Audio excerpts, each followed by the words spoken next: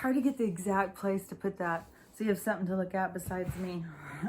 Because I think it looks pretty out the window. I have two big windows and have put these shelves. I did this during quarantine. I built these shelves. I think I probably talked about the all the stuff that I built that I had to go out and scavenge it, I guess, because there's that place that is this red house. If you can see that red house, behind it was a giant empty lot that was a mountain at the bottom. Well, whoever owned all that property is building a whole bunch of houses, a whole bunch. And so they have piles.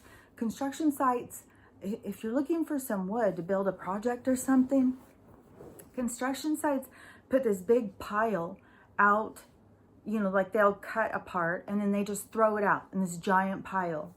And then at the end of the house, whatever, when the framers or whatever are done, they just put it all on a trailer and take it to the dump.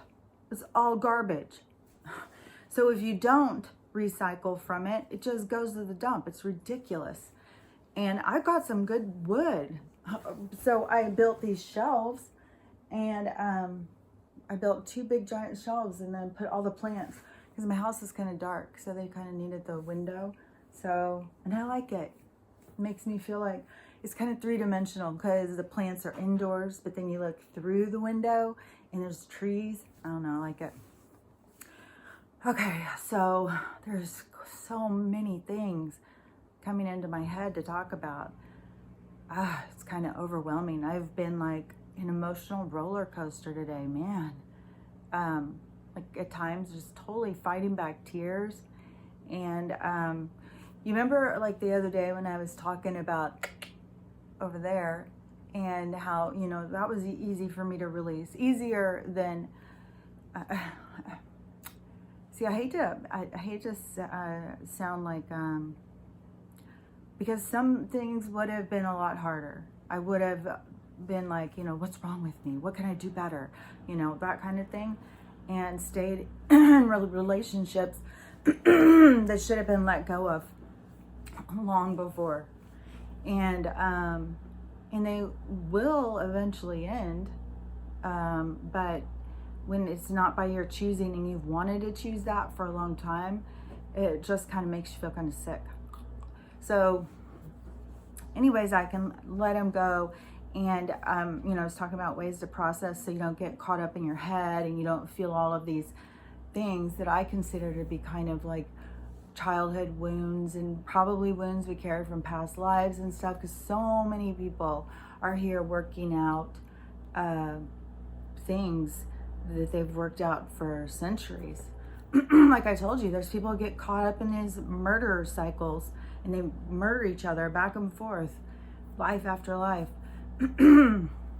It's just, people just don't understand the connections and the experiences and the whole process of why you're born. And everybody's got to come to their own way of thinking. I'm not saying, oh, you got to think my way and that's the only way. Everybody's got to come up with their own. But the way I see it, it makes sense to me. And I see it on a much different scale. It is definitely, it's here to be enjoyed. God, I'm hoarse today. It's here to be enjoyed. It's here to have experience. We shouldn't be judging ourselves all the time. We shouldn't even judge, experiences. We should just, experience. Does a little child, does a 2-year-old go and, judge something before he does it? No, he experiences it. So I just think there's, it's important. I think as we have aged in this constricting society that has held us back, that they have taken certain things out of us that we need to take back and claim, and that is, our wonder, our I want to say thrive, but our excitement to experience and some death is something that people have the hardest time with. And, you know, if once we change our attitude towards death, I mean, would you want to be your same person forever and ever? I mean, we all come in and go at different times. Everybody should be released when it's their time to go. And that's why we should be happy and grateful for our time that we spend with them. And that's one of the problems, is there's so many people who are not present in the moment, and then they're full of regret and guilt and sadness when someone dies. But if we are there with them, we're present, they always know how we feel about them. When they pass, we can celebrate that their completion, you know, and knowing that they're always with us anyways. They're just moved on to another aspect of life. So that was a long ways around there, huh? Because I was talking about how it was easier to let go of certain relationships, but then there is some that is much harder. And I was talking about it the other day, that there was other experiences that were going on that were hitting me harder, you know. And as the day I had to go outside and do the yard, I had to meditate, all that stuff. Well, I think, you know, you gotta meditate every day. But, I mean, there's certain times when you're just like, okay, I'm getting too upset. I've just got to go meditate. I've got to just center. I've got to just pull it in, breathe, relax, you know, get clarity. Realize that this is not how it feels. It feels tragic. It's not all tragic. And so, then, you know, talking about different ways to be able to, you know, be able to go outside and not feel uncomfortable. Like, you know, all the things that happen, you know. But the other one that was causing me more problems was more closely related, you know, family. And that saga has continued. And, you know, that's a lot to process. It's a lot more to process.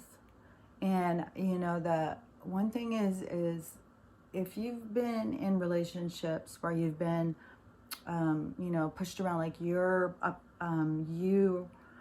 or your opinions or your beliefs or anything about you was wrong, it was bad, it was crazy, it was, you know, you were just constantly shoved aside because this person was more important.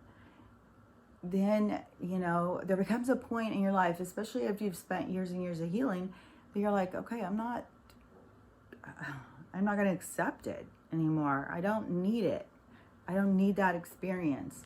If you want to keep having that kind of experience with people, then you can find people to have it with. But I believe that we should all be a lot more inclusive, a lot more accepting, not judging, willing to listen, willing to, you know, you can give somebody an opinion if they want it, but if they don't want it, then, you know, they've got to live their life the way they want. So you just have to, I don't know, it changes what you're willing to accept once you go through a lot of healing. And that is just one of the things. It's just like, no, I'm not going to accept being treated bad, just like by over there. You know, okay, how many times are you going to call me a liar before you think I'm going to say, hey, I'll do you a favor. You don't ever have to speak to me again. It's like, what the fuck? And then turn it on you. How dare you not want to be called a liar? Oh God, this is clown world. Oh God, it's mental. It is like living in an asylum. It's so bizarre. So, but you know, in some of this right now, we've got, in my experience, you know, families dividing and becoming their own little sub-families. Like, we're the right ones. We're the ones who know. Those people don't know. I'm just going to sit over here and judge them, you know. I just am like, you know what? If you don't want to be in your family, okay, that's fine. You know, you came out of me, you grew inside of me. You wouldn't even be here if it weren't for me. I mean, you would have found another way, another human to come into as a soul. But in this life, as this name, as this person who looks this way, you wouldn't have existed. You know, no matter what you want to judge your experience, I gave you this experience, you know, because they're also, besides you choosing your parents have to say, okay, yeah, I'll take her. I can see what problems I'll have. Yeah, we can work those out. You know, I want to learn those things as well. So it's not, nothing about life is one-sided. You know, there's so many people who think like, you made me do this. No, free will. You make every decision. Nobody can make you. Well, you know, unless we're going to go with the extremes and, you know, we're holding a knife to your throat or a gun to your head or, you know, or someone you love's head, because we already know that's going on to you. So, you know, we got to talk about the crazy extremes too.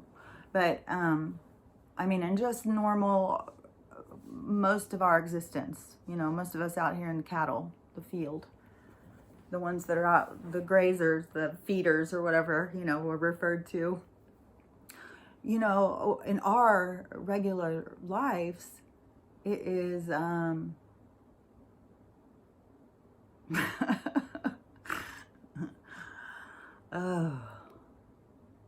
I don't even know. But, you know, it is a lot easier if somebody is, you know, pushing you away all the time, to just be like, okay, I'm going. I you know, there's so many times, and then it's like, okay, you get your wish. Because I just, you know, it's all about perspective and stuff, and that is coming from my perspective of people, you know, of feeling like you push me around, and then I'm very sensitive to it. If you want to push me around at this point in my life, I don't need you in my life. And, you know, I think that's part of what I came here to learn. So, because it's been lesson after lesson after lesson after lesson. You know, at some point you got to go, okay, I get it. And if you have things that just repeat, then there becomes a day where you go, I get it. I'm not doing it anymore. And then, yeah, then I'm not going to do it anymore. If you're going to push me, you're going to find a wall. I don't need to be. It is kind of like, you know, somebody wants you around when they need you, but then otherwise, you know, it's an elf on the shelf just sitting up there waiting for its season. So anyways, enough of that. But anyways, I've had a lot of stuff that still processing. I'm sure I'll still talk about it because I'll still be, because processing for me is, you know, I talked about this, it's about spiritual. It's about processing it spiritually. It's not about the psychology of it. The psychology of it and stuff, there's always, I just don't like how it plays out. So I'll go with the spiritual. So, you know, we'll talk about it more as I process it. But there's a couple more things. So yesterday afternoon, I was watching David Rodriguez. It seems like, you know, Lifetime put on, like, I don't know, 8 more movies the other day. Finally, God, when you watch them all. And so I watched 3 the first day. It's like, motherfucker, I'm never going to make it to another week. There's nothing to watch. There's only so much you can, oh, man. You got to at least have a couple hours to have something to watch. I don't know. You know, I wish I never got addicted to TV, honestly. So, anyways, every time that I would go on and, so the movie thing, there were some really good ones that I wanted to talk about on Lifetime that I watched that I really, really liked. They had some really good kind of meanings. I keep looking at the meanings and stuff behind things, you know, I don't know, I'm just looking at stuff differently than I used to. And I can't think of those right now. I'll think of them. Because there was some good stuff. It was family dynamics. but there was some problems with these girls. I can't remember. Probably have to go back and look at the movies again to see. But last night, so every time I would go on YouTube to look for something to watch, which a lot of times if you get the right person, like right now I have one and I'm not sure, it might be Big Time Channel. I don't know, but they don't have a billion commercials and they'll put a whole movie on. So, you know, movies, when you don't have when you don't have a bunch of channels, you know, it's nice. And so I go on there to look for something, and David Rodriguez kept popping up. I mean, he was just, he must have been just taping all for the past few days. And I just said, you know, he's really been on one. He just cracks me up. Because for a while he was such a downer. He was just like, oh my God, he was just stressed me out every time he would talk. I was like, oh my God, I cannot listen to this. Sounds like the world's about to blow up and end. We're all dying. And I know I'm not here for that. That's not why I came. I know. I've been since I was a little kid. You know, it was like, I feel like now when I see it and I look back, now I feel like, oh, they were preparing me for this time, this whole time. But all the things that I was thinking, the messages I was receiving, now I know what they mean because now I understand. But anyways, so yeah, I didn't come here for Armageddon, or you know, it's the end of a cycle and the beginning of a new cycle. It's a transition, but it is not, you know, it's not the end of mankind. It's the beginning of something totally different. And so lately he's been, I don't know, he keeps talking about, he keeps running, he keeps having so many problems, but he's just being so much funnier. He just keeps cracking me up. And so one of the ones he had on, it was somebody, I think he's called the Street Fighter. And when I saw it the first time, I was like, I don't know who that is.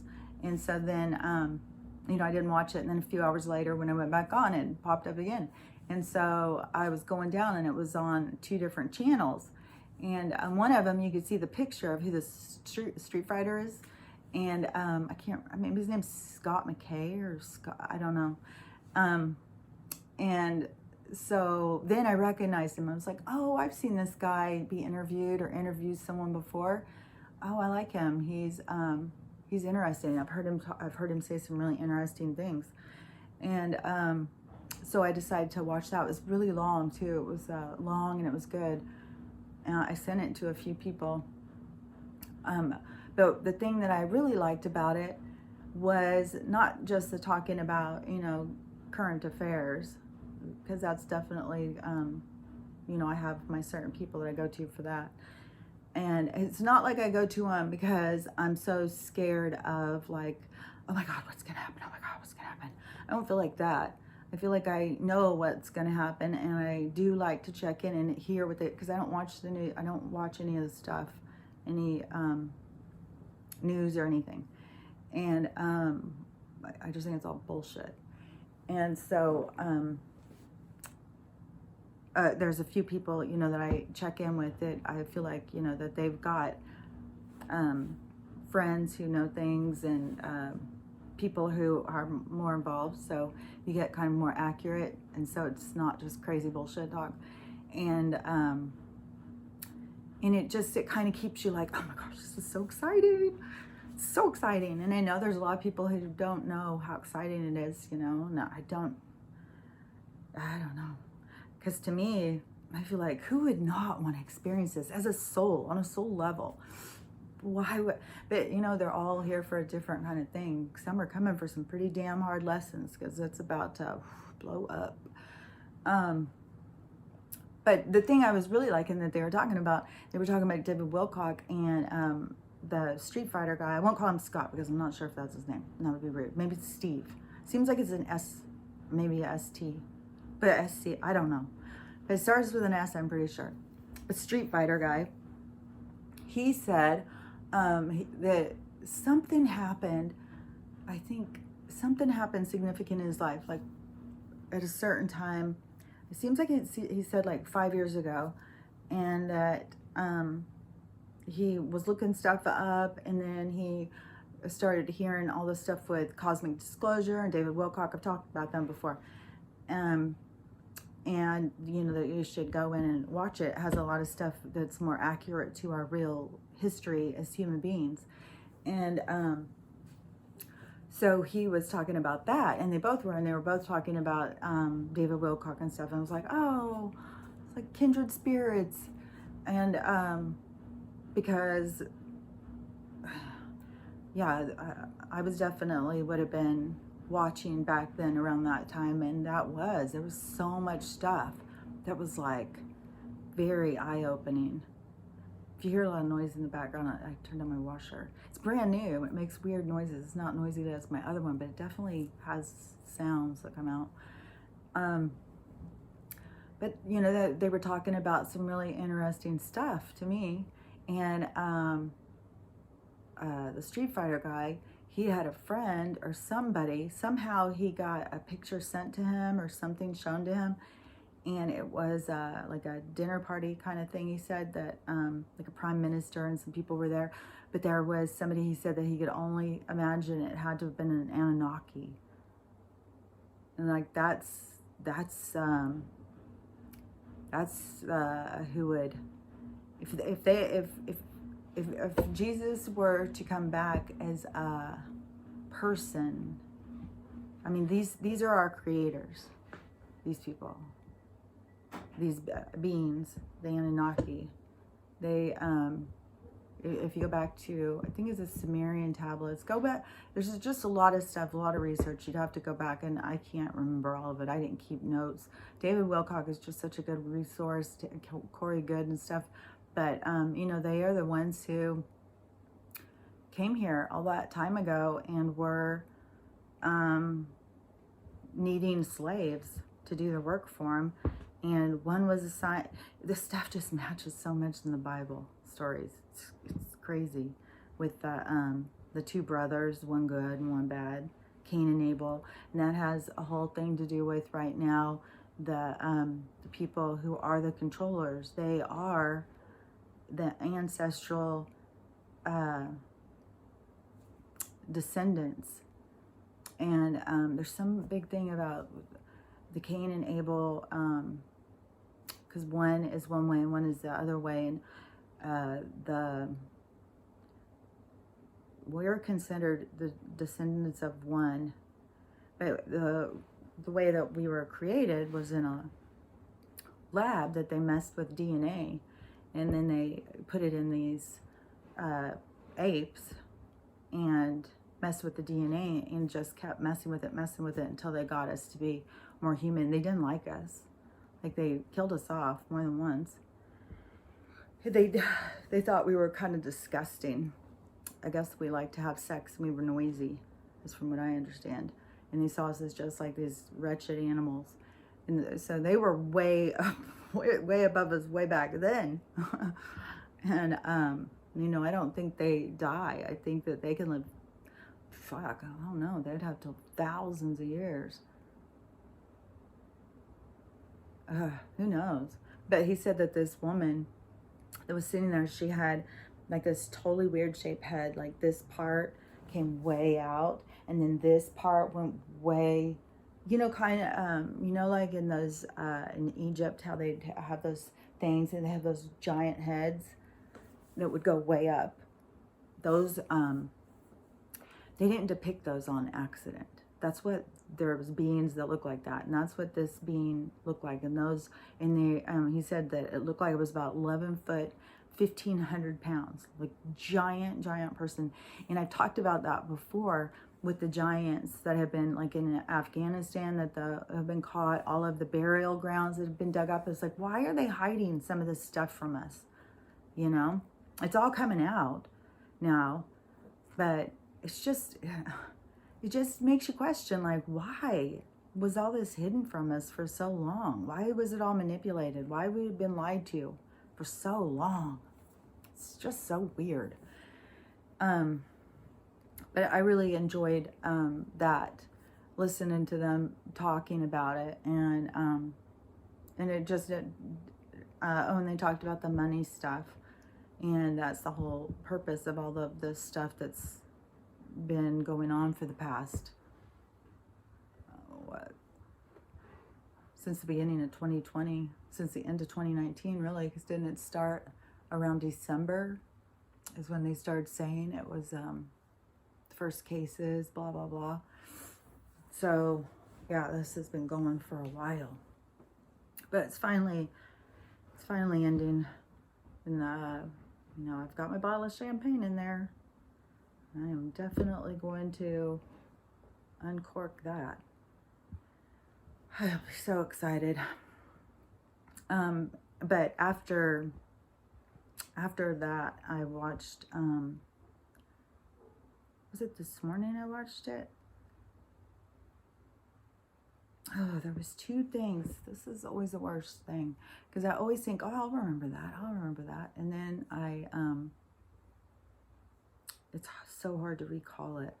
Like I said before, it's like just stuff just out there. And it's so hard to get it and pull it up in my memory. God, I just watched it. I was like, oh, I want to talk about that. Let's see, what was I watching? Okay. It was a girl. Oh, God. Oh, that's horrible. I used to be able to remember stuff so easy, too. It was so easy.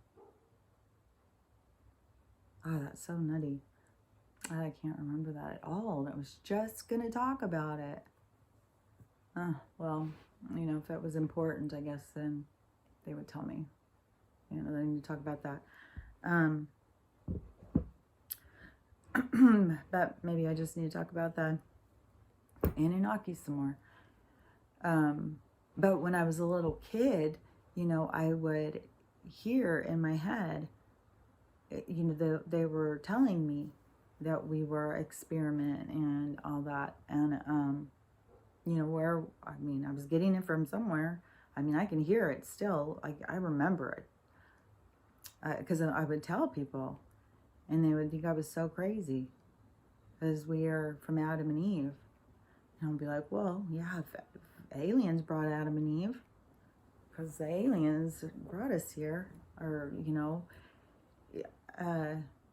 even if our species was here, once they messed with it, and then turned us into their slaves, never releasing us from that enslavement, just figuring out more ways to enslave us. And at this point, they're trying to, because you got to think about it, this is a more advanced, way, way, way more advanced beings than us. And, okay, I just remembered something of it. Because in the movie I was watching, I remember what it was now, because it was this girl who said, she was one of the waitresses, and she said to the other one, did you know that the universe compared to us, that we are 1/billionth the size of an ant compared to the whole universe? That's how small and insignificant we are. Like a piece of sand. How many pieces of sand do you pick up and think it's important? That is, and it it boggles my mind that people can think, like, we could be germs to something. And that we've developed a whole society. That's what ants do it, bees do it. Oh, that's one of the things that they said too, that's what it was. I thought was so interesting. I know that the inner earth is got cities and stuff in it, that it's different. But this one guy, the street fighter, he said that it is a honeycomb. I was like, oh, that makes so much sense. But I do know that earth is not just earth, our humans' homes. There's a lot of other beings living here. There's beings in other dimensions. There's there's a lot more life here than just us. And we are oblivious. The more aware you become, the more awake, or whatever you want to call it, I think it's awareness, that then you start realizing there's life outside of being a human. All around us is just as important. And but I think it's so weird to think like we're that tiny and that insignificant, yet there's people who think that we are all that there is. It just boggles my mind. I've had conversations with people who really believe that. That if there was life outside of here, why would they just come? Why wouldn't they just come? Well, fuck, if they're smart, they're probably watching us, seeing when it's safe. Would you come? God. But the Anunnaki, the stuff about them, if you're interested in I think it's our more real, just go study it and see if it doesn't make sense to you. There's so many other things, like I never ever could buy the Adam and Eve thing. It may have gone down like that, but that there's just this guy sitting up in this what is it, golden I think he's got a golden crown, but what is that thing you sit on? Throne? Golden throne with his robes, just sitting there bored, and he's just like, oh damn, I'm gonna make a world just so I can make these people, just so I can watch them suffer. It's like, it doesn't make any sense to me. It's weird. And but there's other things that do make sense about energy exploding, and energy forming, and matter, and advanced beings, and science far advanced from anything that we understand, and science being partly involved with spiritual and awareness of matter, how to use matter. Like, it's a lot more complex than what we consider science. These people are so far beyond. If you think about, if we are their science experiment, then, and how old it is that we, because the evidence and stuff, I know I've talked about this before too, the evidence of there being nuclear wars on this planet for, I don't know, hundreds of thousands of years ago. And just, I don't even know where they would come up with this story and then try and sell it like that, is that this is the story of mankind. It just seems so less believable too than, what are we trying to do right now? We think we're so advanced. We're trying to mess with DNA. We're fucking with DNA. We are fucking all sorts of shit with science. Making clones, making all sorts of shit. So how is it so far-fetched to think that there were beings that did this to us all that time ago? That's the thing that, for that show that I talk about, I was going to say Westworld, that, when they start waking up to who they are, but their ultimate, these superior beings, that are, I don't know, I think there's a lot that are kind of just decrepit now. They're kind of rotting. Maybe because they're so rotten and evil. But they want to just take our essence. They want to get our soul.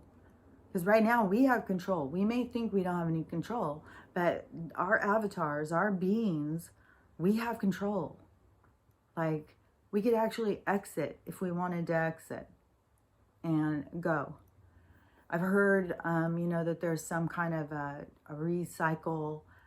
When you die here, there's also another jail that they have up. This one that they keep us enslaved in here isn't enough. That they will stop you at the border of death. and tell you that you need to go back and do better, and they force you into reincarnation. I don't know about all that. I don't know if that's just some made up story. Any of the stories I've ever heard of people dying and coming back, that has not been, when they said that they died, it's always been that it is so loving and so happy and so fulfilling and so wonderful that you don't want to come back. It's like, oh, it's so nice to be home. And then a lot of times you have to come back, done. You have contracts, you have things you have to do. And some people's part of their story is to come back and tell what it was like.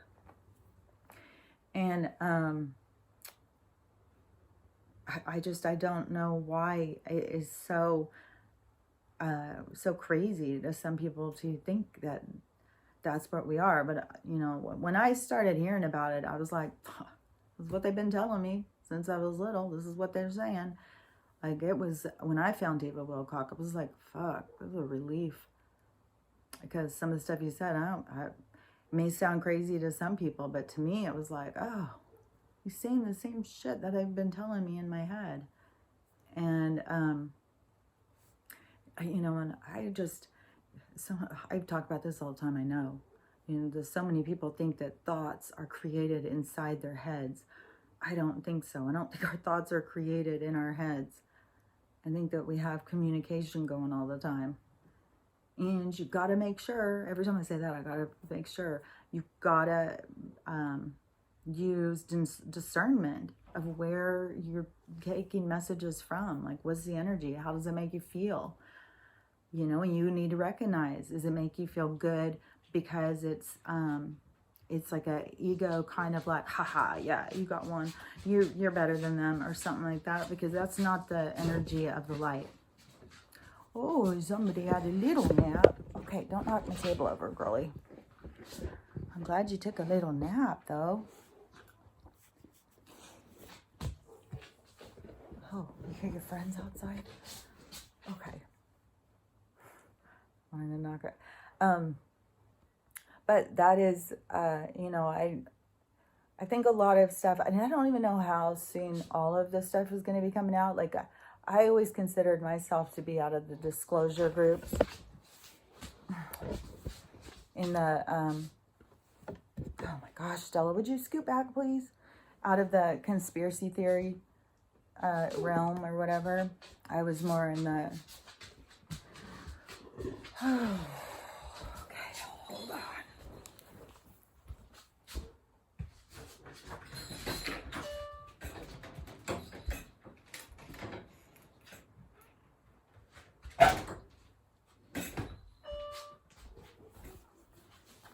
Jeez, my neighbor has a giant fire out there. Huge. But, I always have been, more drawn to the stuff about disclosure on the aliens and stuff. Like, I didn't even know.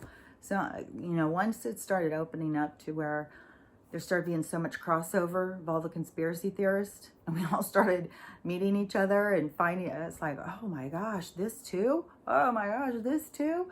Oh, and you start seeing everybody else's evidence and stuff. It's like, oh, fucking hell. That's when you realize, yeah, this is a fake fucking world. This is definitely the Matrix. And, you can leave the Matrix, but it's all in here. When I tell my kids I'm in a different reality, they think that means it's all in here. All of our reality is created right here. It's how you look at it, is what you see. And, we have ways of escaping, but it's all in here. But, with our bodies, though, we have control. But, they want to get us to where we are willing to put our conscious in, like, the perfect body, or into the perfect brain, or whatever, these lab created things. Well, then they capture your essence. Like, I don't even know about these things that go in here, that they have a computer scientist guy deciding what's going to get injected. Yeah, I don't I don't think that's I just said a word that well, anyways, I think our history is going to be coming out, but there's a lot of stuff that's got to be coming out. It's not all going to come at once, but if you're just, when everything starts blowing up, if you're just like, oh my God, what is real? What isn't real? This is crazy.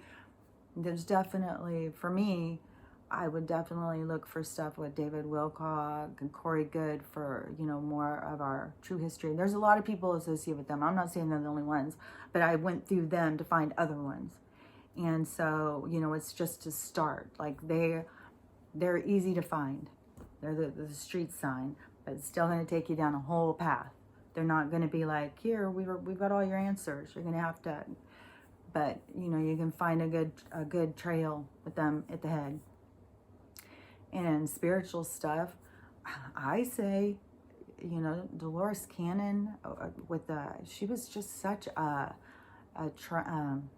trailblazer in the reincarnation community. And so, she has a lot of stuff that really makes you see things and understand things. And then Raymond Moody books, finding books about people who have died and come back, and the ones that little kids, you'll see, you'll start seeing things, will start making sense. And there's so much stuff that's going to have to be disclosed. There's so much healing, there's so much that is going to be going on. And thank God that there, when I don't know so many of these people, I don't know any of them, but when I see them talking, that they know things that I know and they understand things on the same level as me, then it just feels good to know that they're out there, that you're not just completely alone and you're just saying stuff that, everybody just think you're crazy. It's like, okay, well, there can be a lot of people who think I'm crazy, but at least I know that these other people out there who I really respect, they see the same thing as me. And they understand things, and they've looked into things, and they're seeing the same things as me. So, but in the one movie that I watched this morning, it came back to me when I realized about us being the little tiny thing. It was Katie Holmes, and she was an alcoholic, and she had one kid, and that's kind of unlikely, but it can happen, one kid, when she's out making a lot of bad decisions. But so she's struggling, I guess, one bad relationship after another, boyfriend after boyfriend. And the movie starts with them escaping from one and trying to figure out what to do. And just everything was going wrong. Nothing would go right. And, that's, when that's happening, that is the universe telling you, stop here. You're going the wrong way. We don't want you going this way. If everything is going wrong, nothing is working, stop. You've got to just take a step back, center, get in touch with yourself, figure out where do you need to go. Sometimes you need to just go where it is your desire is. Sometimes you're doing things because it's for the wrong reasons. And you got to get in touch with the real reasons, where am I supposed to be going? What am I supposed to be doing?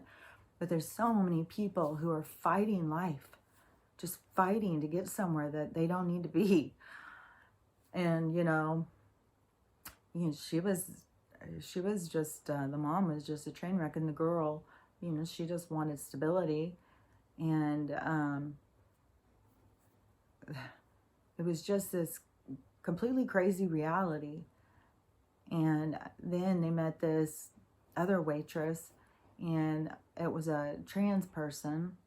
And, this was a smaller kind of town. And so this person was picked on and beat up and stuff like that. And I was just thinking, like, people's realities, I've talked about this before, but people are living such completely different realities from one another. Like, those two people's realities are so completely different than my reality, or completely different from hers or his, or, You know, we're all living our own unique realities. We all have something to bring to the table. We all have unique perspective. And, you know, we are all equal. We all are here to learn from each other and, you know, not compete with each other. That was manufactured. I just don't believe that's what humans are at their core. And, you know, I'm excited for us to get back to who and what we are.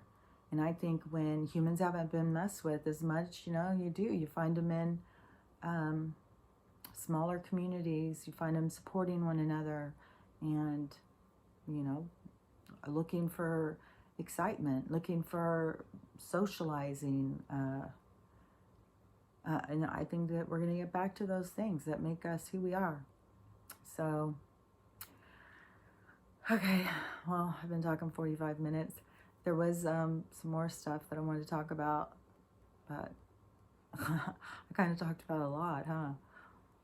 Because if you don't know about some of this stuff, yeah, it's going to kind of sound real kooky. But, you know, this is going to be about looking into things for yourself and finding out what does make sense. You know, you could go on and listen to my thing and think I'm completely wacky. Go listen to someone else. There's so many different people that have a different perspective over what and how and everything about us being here. And, you know, you'll find somebody out there who speaks in your language, that you understand how they process things. So, and anyways, have a great day. And I look for, oh, I'm going to be going downtown next week. So I'll probably talk for the next couple days. It's going to be kind of hectic, but probably while I'm gone, I won't. Today I was thinking, that would be weird. I wouldn't have my own room. I wouldn't have any privacy. I don't know. Unless I go and maybe talk to my granddaughter or something. And, because my one granddaughter, she's really spiritual. The one I'm going to be staying at her house a few days. And, like, she goes in and practices trying to astral travel. And she meditates. Like, she's a really cool kid. And, you know, I just really like when people have that. It's something that they can hear. Like, you can hear. And it's something in here. So everybody's got it. You know, yours might not be turned on yet, but, you know, you're going to have it. And then when you do, you're going to start having, like, all these gifts that make you feel like, oh my God, I feel psychic. Like the other day, it happens all the time, but somebody tells me something, they go, oh, I'm going to tell you. And I already know what they're going to tell me. You'll start having that all the time. There's just a lot that comes with this spiritual awareness of realizing, you know, that we are more than what we've been told. So, okay, I'm really going to go. Yeah, I think it is partly, you know, I mean, this, even if I'm just talking to my phone, it is somebody to talk to. As it is kind of, it's kind of boring and lonely sometimes. Okay, have a great day, and I'll talk to you soon. Bye.